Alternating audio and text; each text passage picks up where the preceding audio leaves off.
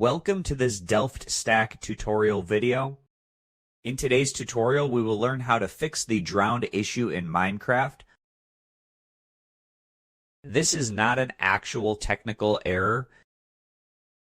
It usually happens when your character dies underwater from lack of air or gets stuck due to movement or lag. First, make sure you have an air source underwater, and don't stay too long without air bubbles.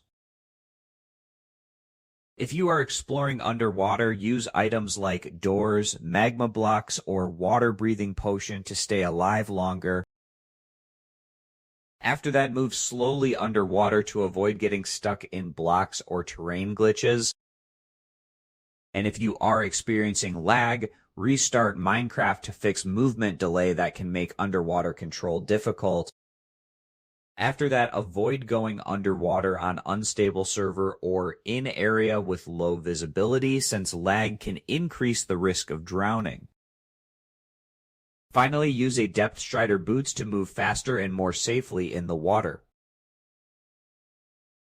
So the simple rule is, running out of air underwater causes the drowned issue, and using proper air supply or water protection keeps you safe. And that's it.